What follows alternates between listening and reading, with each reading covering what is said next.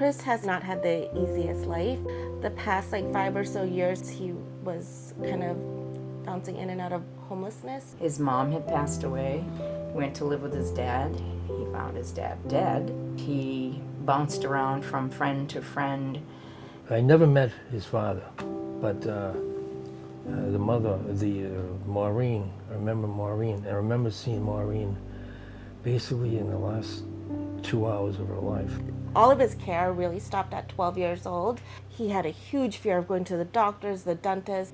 And he was limping around town. He had no insurance. He had his backpack and he had his sleeping bag. And he would sleep on a park bench. He'll be okay for the summer. What's going to happen to him in the wintertime? He was doing a lot of substances and just not having a clear path or any stability at all. And we heard about it. And Eddie's a problem solver. He said, let's go fix this. Sharen and Ed are two of the most kindest, most generous people that I have ever met. I think for both of them, they took so much on without expecting anything back, and they did it with open arms, and they put so much work into it, and it's not easy, it's not easy at all. The first thing we did was we emptied out the room. He's got a bed and a microwave and a little refrigerator. When I first met Ed and Sharen, we talked about kind of what they were going through. At that point, they were super overwhelmed and just did not have an idea how to navigate everything.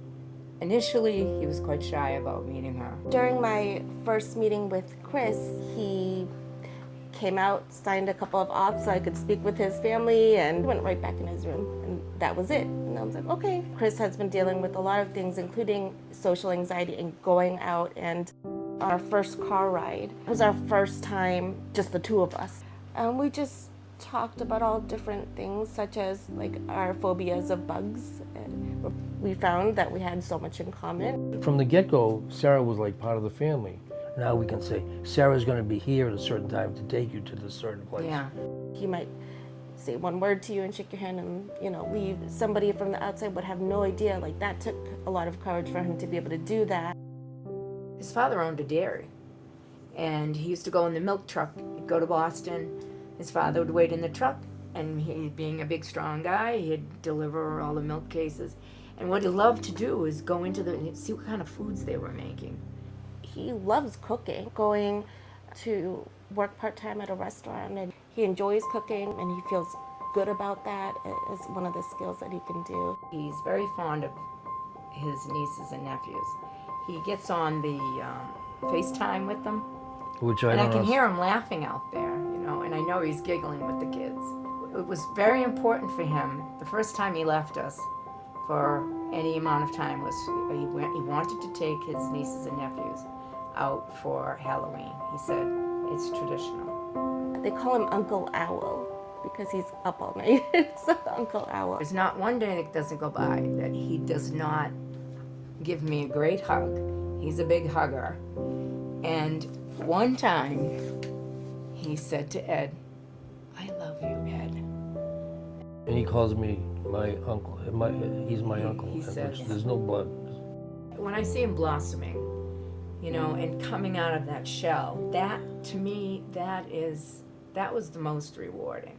I would like to see him be independent, have his own apartment. I'd like him to be able to be more sociable with people, finding some friends.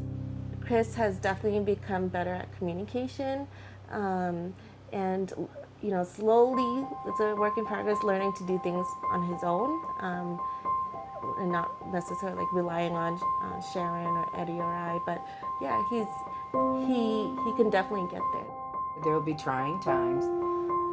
Always advocate for them, and always ask for help when you need it.